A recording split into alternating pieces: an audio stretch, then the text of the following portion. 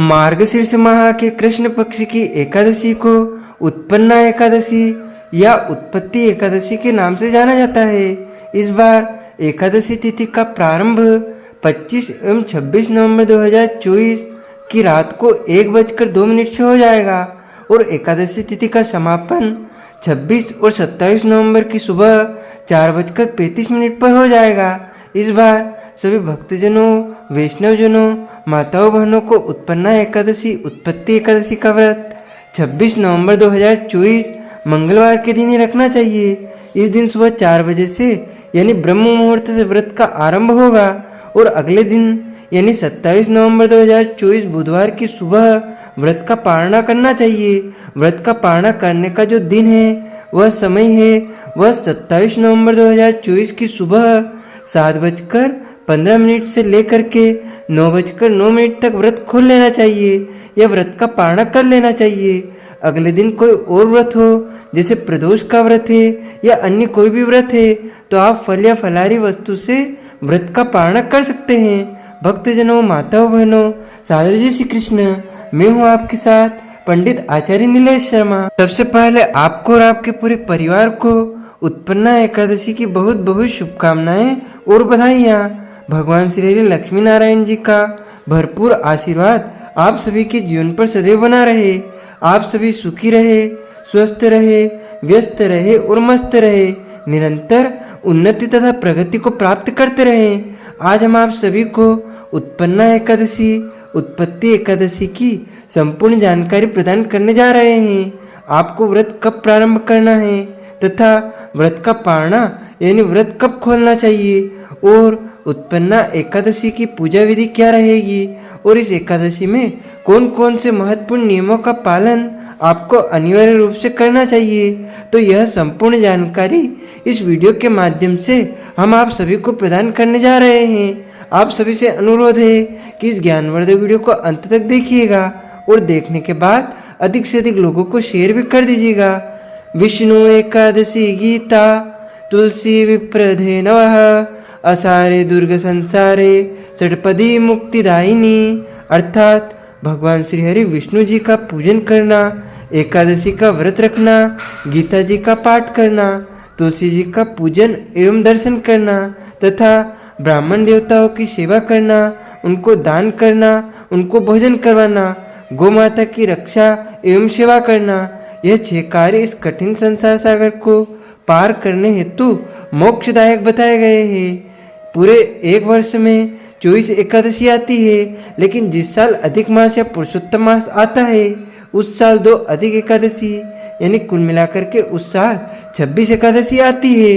प्रत्येक महीने में 2 बार एकादशी आती है, एक कृष्ण पक्ष में, दूसरी शुक्ल पक्ष में। दोनों ही एकादशियों का भिन्न भिन्न महत्व हमारे धर्म ग्रंथों तथा पुराणों में बताया हुआ है।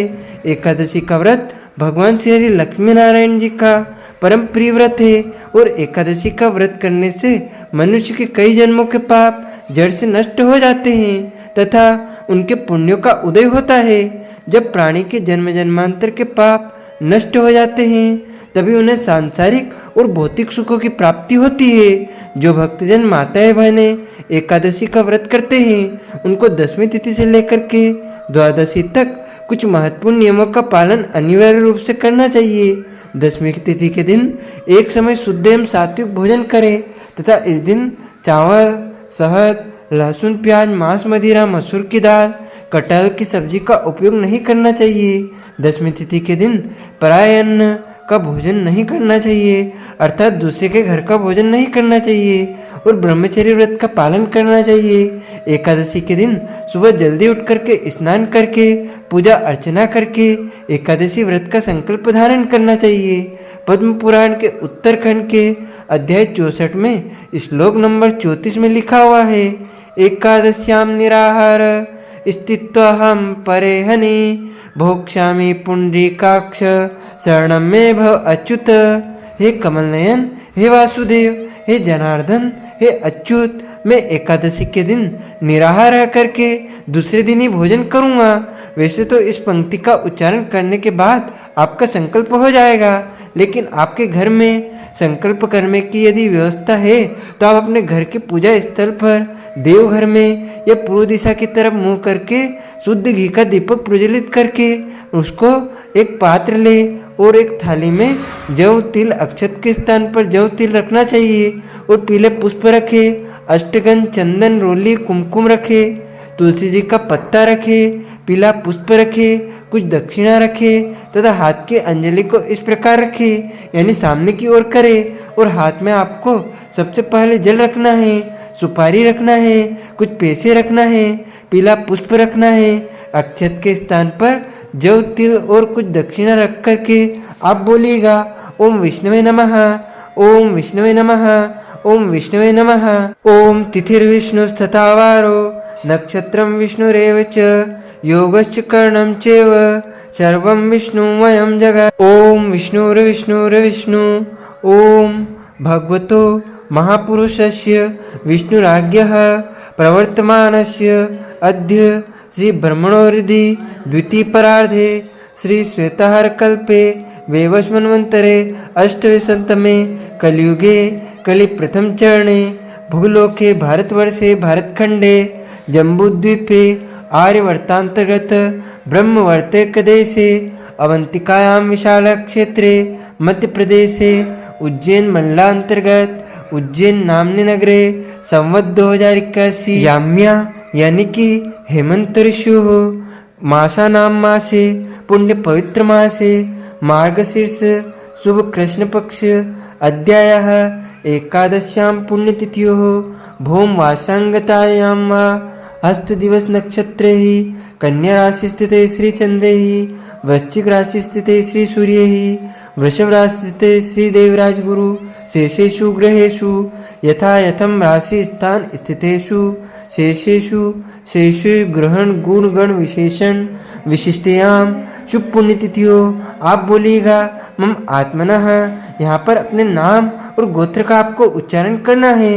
यदि आपको अपना नाम और अपना गोत्र याद नहीं है तो आप ब्रह्म गोत्र या कश्यप गोत्र भी यहाँ पर उच्चारण कर सकते हैं। श्रुति स्मृति पुराणोक्त वेदोक्त फल प्राप्त्यर्थम संकल्पित कामना संसिद्ध्यर्थम लोके सभायां राजद्वारे व्यापारे कृषि कार्य सेवा कार्य यश विजयादि लाभादि प्राप्त्यर्थम मम ई जन्मनि जन्मांतरे वा सकल दुरितोपशमनार्थम आयु आरोग्य ऐश्वर्य अभिवृद्ध्यर्थम प्राप्त अप्राप्त लक्ष्मी प्राप्त्यर्थम अप्राप्त लक्ष्मी औश्चिर्यकाल संरक्षणार्थम सकल मन इच्छित कामना संसिद्ध्यर्थम लोके सभायां राजद्वारे सर्वत्र यश विजयादि लाभादि प्राप्त्यर्थम अप्राप्त लक्ष्मी प्राप्त्यर्थम प्राप्त लक्ष्मी औश्चिर्यकाल संरक्षणार्थम 10 विधि लक्ष्मी प्राप्त्यर्थम सर्व विधि लक्ष्मी प्राप्त्यर्थम प्राप्त लक्ष्मी औश्चिर्यकाल संरक्षणार्थम मम इह जन्मनि जन्मांतरे वा सकल दुरितोपशमनार्थम पितृदोष निवारणार्थम सर्व दोष निवारणार्थम सर्व पाप निवृत्त्यर्थम अद्य दिवसे ही उत्पन्ना एकादश्यां व्रत अहम करिष्ये। इस प्रकार संकल्प प्रभु को समर्पित करने के बाद हाथ जोड़ करके भगवान से प्रार्थना करें कि हे दीनबंधु, हे दीनानाथ, हे करुणा निधान, आज मैं उत्पन्ना एकादशी का व्रत धारण करने जा रहा हूँ और सभी नियमों का पालन करते हुए पूरे विधि विधान के साथ में एकादशी का व्रत रखूंगा, 11 का व्रत रखूंगा। यदि मेरे द्वारा जाने में अनजाने में कोई त्रुटि हो जाए, गलती हो जाए तो मुझे अबोध बालक जान करके आप क्षमा अवश्य ही प्रदान कर देना, क्योंकि आप तो दया के सागर है, करुणा निधान है। इसीलिए आप सदैवी भक्तों के अपराध को, उनकी गलतियों को क्षमा प्रदान ही कर देते हैं। एकादशी के दिन सूर्य भगवान को जल अर्पण करें, माता पिता को, पूज्य पुरुषों को, गुरुजनों को, ब्राह्मण देवताओं को प्रणाम करें और तुलसी जी का पूजन अर्चन करें। तुलसी जी में जल अर्पण करें, शुद्ध घी का दीपक प्रज्वलित करें। यदि शुद्ध घी उपलब्ध नहीं है तो तिल के तेल का भी आप यहाँ पर उपयोग कर सकते हैं। प्रतिदिन तुलसी जी में दीपक जलाना चाहिए और वहाँ पर जल अर्पण करना चाहिए। कई लोगों के मन में धारणा है कि एकादशी के दिन तुलसी जी में जल अर्पण नहीं करना चाहिए। यह बिल्कुल गलत और अनर्थकारी जो है धारणा है उन्होंने बनाई हुई है। इसका कोई औचित्य यानी औचित्य नहीं है। किसी भी शास्त्र में, पुराणों में ऐसा वर्णन नहीं आया है। कि एकादशी के दिन तुलसी में जल नहीं चढ़ाना चाहिए। तुलसी जी को आप प्रतिदिन जल अर्पण करें। तुलसी जी को तोड़ने का कई तिथियों में मना किया गया है, कई वारों में मना किया गया है। हालांकि एकादशी के दिन कोई ऐसा विशेष निषेध नहीं है। यदि आपके मन में कोई ऐसी धारणा है तो एक दिन पहले ही तुलसी पत्र तोड़ करके आपको रख लेना चाहिए, क्योंकि तुलसी जी के बिना एकादशी का व्रत अधूरा माना जाता है। तुलसी जी के जो पत्ते हैं वो सूखे, वो पुराने भी आप उपयोग कर सकते हैं। तुलसी जी का चूर्ण भी आप उपयोग कर सकते हैं। एकादशी के दिन गौ माता का पूजन करें। गौ माता को संभवतः फलाहार का भोजन करवाएं। इस दिन किसी मनुष्य को अन्न का सेवन नहीं करना चाहिए, केवल और केवल फलाहार करना चाहिए। सर्वोत्तम फलाहार एकादशी में गाय का दूध और फल बताए गए हैं। इसके अलावा अन्य जो शुद्ध और सात्विक फलाहार होते हैं, जैसे आलू, साबूदाना, सभी प्रकार के फल और कई प्रकार की जो सब्जियां हैं वो फलाहार की श्रेणी में मानी गई है। उनका आप उपयोग फलाहार के रूप में कर सकते हैं। एकादशी के दिन हल्दी खाने में उपयोग नहीं करना चाहिए, फलाहार में उपयोग नहीं करना चाहिए। पूजा पाठ में आप उपयोग कर सकते हैं, इसका कोई दोष नहीं लगेगा। साथ ही चावल का उपयोग एकादशी के दिन नहीं किया जाता है। झूठ ना बोले, क्रोध ना करे, लड़ाई झगड़ा एवं वाद विवाद बिल्कुल नहीं करना चाहिए। ब्रह्मचर्य व्रत का पालन करना चाहिए। एकादशी के दिन दाढ़ी, कटिंग या शेविंग नहीं करवाएं, नाखून ना काटे। शरीर के अंग के कोई भी बाल काटना या कटवाना एकादशी के दिन वर्जित माना गया है। इस दिन किसी का भी अपमान या अनादर बिल्कुल ना करे। एकादशी के दिन में सोना नहीं चाहिए। यदि अल्प विश्राम करते हैं तो कोई दोष नहीं लगेगा। रात के समय जितना जागरण आपसे संभव हो सके, जितना बन सके उतना जागरण करके भगवान का भजन कीर्तन करें। और यह एकादशी सबसे बड़ी एकादशी मानी गई है, क्योंकि इस दिन एकादशी माता का जन्म हुआ है। इसीलिए इस दिन भगवान का विधि विधान से पूजन अर्चन करना चाहिए। एक चौकी बिछा करके उसके ऊपर पीला कपड़ा बिछाएं और उनके सीधे हाथ की तरफ चावल या गेहूं पर, चौकी पर चावल का उपयोग एकादशी में प्राय नहीं करते हैं। इसलिए आप गेहूं रख करके उस पर तांबे का लोटा या मिट्टी का कलश रख करके, आम के पत्ते, नारियल रख करके उस पर रक्षा सूत्र या मोली बांध करके कलश की स्थापना करें। मध्य भाग में गणेश भगवान की स्थापना करें, उनका पूजन अर्चन करें। एकादशी माता का पूजन अर्चन करें और भगवान लक्ष्मी नारायण का पूजन अर्चन इस दिन करना चाहिए। तथा पूजन अर्चन करने के बाद इस दिन भगवान को फलाहारी वस्तु का ही भोग अर्पण करना चाहिए। और एकादशी माता की आरती का गायन भी यदि संभव हो तो करें और भगवान की आरती उतारे। तथा एकादशी का पूजन अर्चन करने के बाद में ब्राह्मण देवता के मुखारविंद से ही कथा का श्रवण करना चाहिए, क्योंकि जब आप ब्राह्मण देवता के मुख से कथा सुनते हो तो आपको भगवान नारायण के श्री मुखारविंद से कथा सुनने का पुण्यफल प्राप्त होगा, क्योंकि ब्रह्म वाक्य जनार्दनम। और कथा सुनने के बाद ब्राह्मण देवता को अपनी श्रद्धा और भक्ति हैसियत के अनुसार दक्षिणा अवश्य प्रदान करनी चाहिए। अधिक फलम ब्राह्मण देवता, यानी कि जितना भी धन ब्राह्मण देवता को आप प्रदान करेंगे, दक्षिणा प्रदान करेंगे, उतना ही आपको पुण्यफल अधिक प्राप्त होगा। और शुभ मुहूर्त में एकादशी के अगले दिन ही व्रत का पालना करना चाहिए। इस बार उत्पत्ति एकादशी का व्रत 26 नवंबर 2024 मंगलवार को है और 10वीं तिथि के सभी नियमों का पालन 25 नवंबर 2024 सोमवार को करना है। और इस व्रत का पालना यानी व्रत खोलने का जो दिन रहेगा, वो समय रहेगा, वो 27 नवंबर 2024 की सुबह 7:15 से लेकर के 9:09 तक व्रत खोल लेना चाहिए, व्रत का पालना कर लेना चाहिए। एकादशी के दिन सुबह स्नान करने के बाद व्रत का संकल्प ले। इसके बाद भगवान श्री हरि विष्णु जी की पूजा प्रारंभ करें। भगवान विष्णु जी को साक्षी मान करके केले के वृक्ष की आप पूजा कर सकते हैं। भगवान विष्णु जी की पूजा करते हुए उन्हें पीले फल, पीले फूल, तुलसी पत्र और पंचामृत समर्पित करना चाहिए। श्री विष्णु सहस्त्र नाम का पाठ करे, गोपाल सहस्त्र नाम का पाठ करे और विधि विधान से जो मनुष्य इस दिन पूजा अर्चना करके कथा का श्रवण करता है उसके समस्त पाप नष्ट हो जाते हैं। और इस दिन उत्पन्ना एकादशी है और एकादशी माता का जन्म हुआ है, इसीलिए इस दिन माँ एकादशी की पूजा करना अत्यंत शुभ माना जाता है। इसके साथ ही जो कोई इस दिन देवी एकादशी की पूजा अर्चना करता है उनके कई जन्मों के करोड़ों जन्मों के पाप नष्ट हो जाते हैं। और जो मनुष्य व्रत रखते हैं, कथा का श्रवण करते हैं, उनको मोक्ष फल की प्राप्ति होती है। इस दिन जो मनुष्य दान पुण्य करते हैं उनको 1000 गोदान करने का पुण्य फल अवश्य प्राप्त होता है। जो भक्तजन माताएं बहनें एकादशी का व्रत करते हैं उनको अपने जीवन काल में कम से कम एक बार एकादशी व्रत का उद्यापन अवश्य करवाना चाहिए, क्योंकि जब एकादशी का उद्यापन करते हैं तो हमारा जो पुण्यफल होता है उसमें वृद्धि होती है और हम अपने द्वारा किए गए व्रत को प्रभु को समर्पित कर देते हैं। उद्यापन का मतलब होता है एकादशी व्रत को प्रभु को समर्पण कर देना। तो यदि आप चाहें तो अपने घर में उद्यापन कर सकते हैं या करवा सकते हैं। आश्रम में, देवालय में, शिवालय में, मंदिर में, तीर्थ क्षेत्र में एकादशी व्रत का उद्यापन आप कर सकते हैं या करवा सकते हैं। यदि आप चाहें तो हमारे माध्यम से भी आप संपर्क करके, यानी कि हमारे व्हाट्सएप नंबर से संपर्क करके अपना नाम व गोत्र बता करके एकादशी व्रत का उद्यापन संपन्न कर सकते हैं।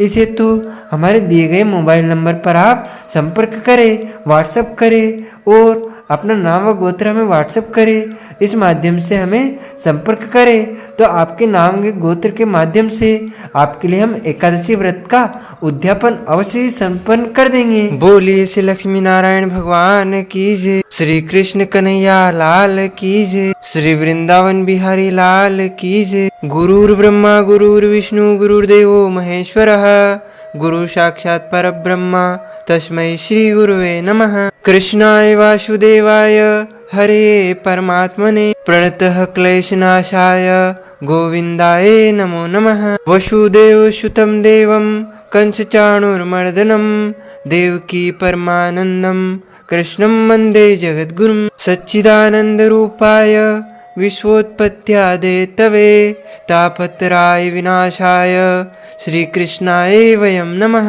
जय जय श्री राधा रमण, जय जय नवल किशोर, जय गोपी चित चोर प्रभु, जय जय माखन चोर। मात मेरी श्री राधिका, पिता मेरे घनश्याम, इन दोनों के चरणन में मेरा बारंबार प्रणाम। धन यौवन एक दिन उड़ जाएंगे जैसे उड़े कपूर, मन मूर्ख तू राम भज क्यों चाटे जगधूर। राम कृष्ण तो एक है अंतर नहीं निमेष, इनके नयन गंभीर है उनके चपल विशेष। मोहिनी मूरत श्याम की वो मन रही समान, जो मेहंदी के पात में लाली रही समा। बोलिए श्री वृंदावन बिहारी लाल की जय, श्री द्वारकाधीश भगवान की जय, श्री गिरिराज धरण की जय, श्री बाल कृष्ण लाल की जय, श्री श्याम सुंदर यमुने महारानी की जय, जगत गुरु श्री वल्लभाधीश की जय, गोसाई जी परम दयाल की जय, श्री गुरुदेव की जय,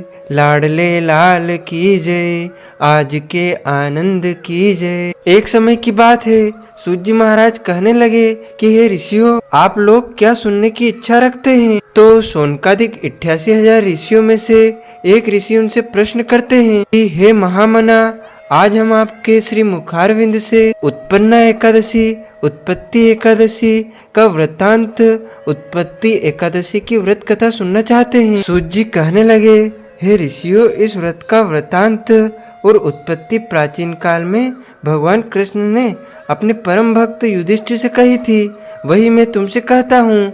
एक समय युधिष्ठिर ने भगवान से पूछा था कि एकादशी व्रत किस विधि से किया जाता है और उसका क्या फल प्राप्त होता है।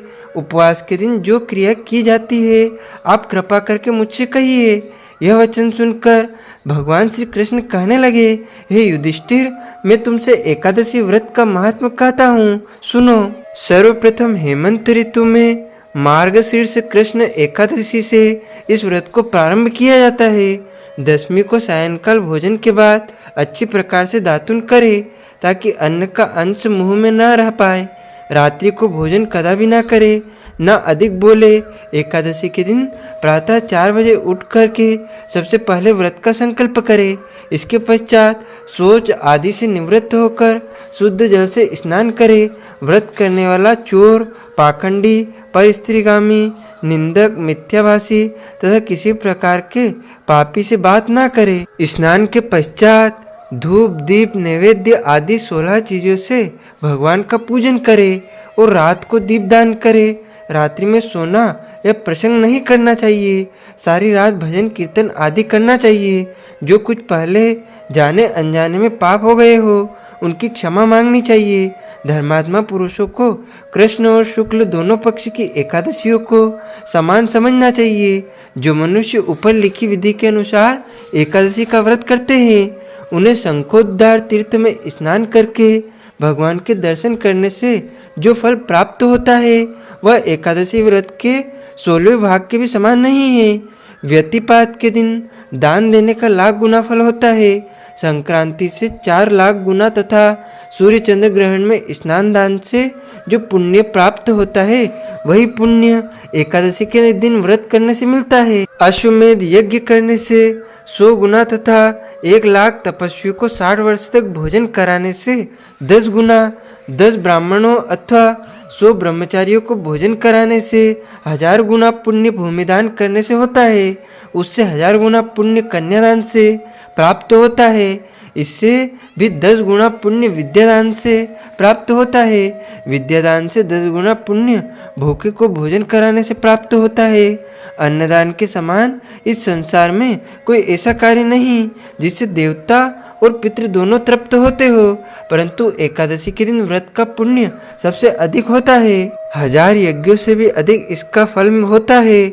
इस व्रत का प्रभाव देवताओं को भी दुर्लभ है।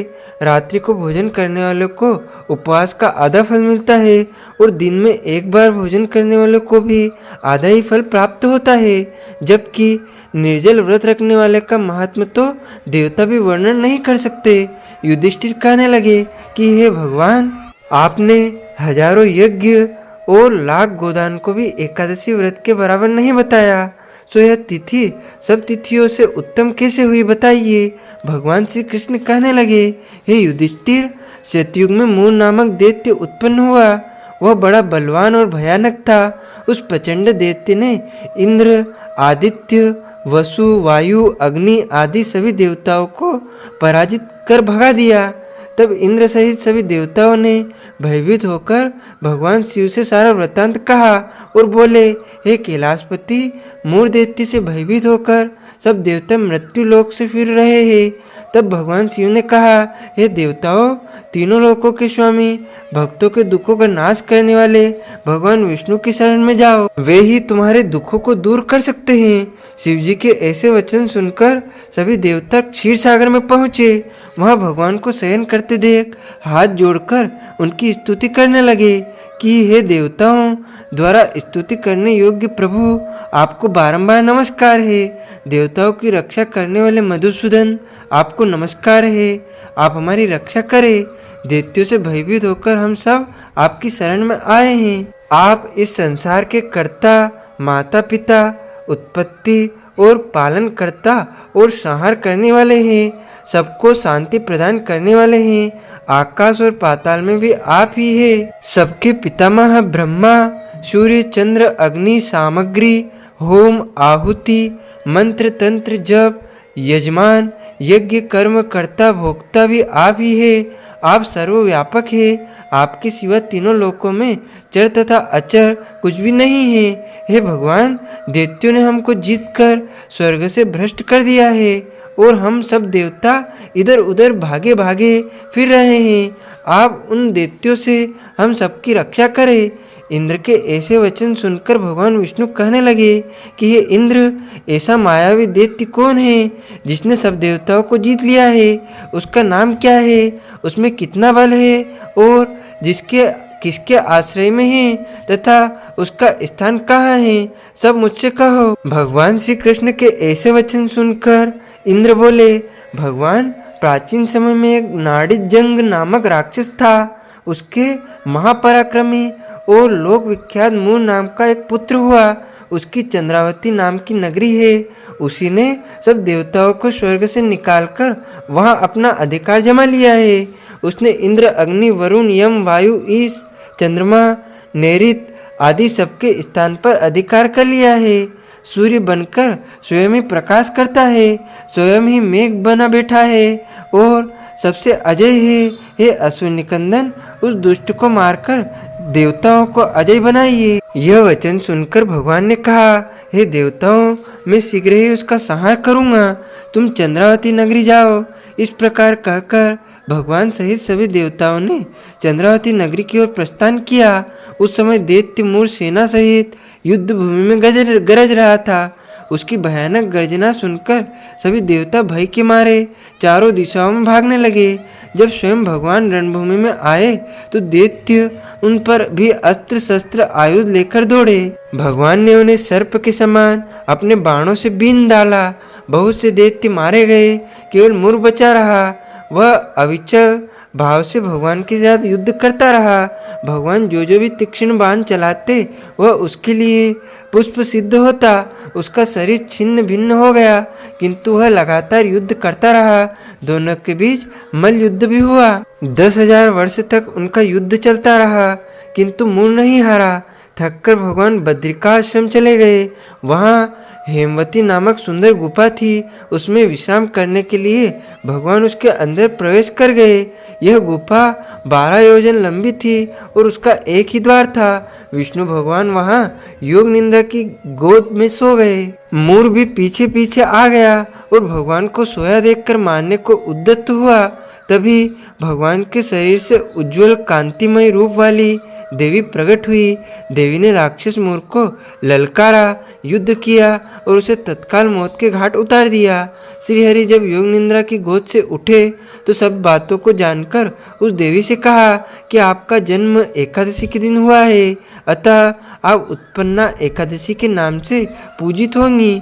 आपके भक्त वही होंगे जो मेरे भक्त हैं, और इस संसार में जो कोई भी आपकी इस एकादशी का व्रत करेगा उसको सभी प्रकार के पुण्य फल की प्राप्ति हो जाएगी और उसके करोड़ों जन्मों के पाप जल करके भस्म हो जाएंगे। तथा जितने भी प्रकार के संसार में व्रत होंगे उनमें सबसे बड़ा व्रत एकादशी व्रत के नाम से विख्यात होगा। और उस दिन जो कोई भी भक्त व्रत रख करके भगवान कहते हैं कि मेरी पूजा करेगा, अर्चना करेगा, भजन करेगा, कीर्तन करेगा, दान करेगा, पुण्य करेगा, उन्हें सभी प्रकार के पुण्य में प्रदान करूंगा और उनके जीवन में सुख शांति वैभव की प्राप्ति होगी। बोलिए श्री लक्ष्मी नारायण भगवान की जय। श्री वृंदावन बिहारी लाल की जय। श्री कृष्ण कन्हैया लाल की जय।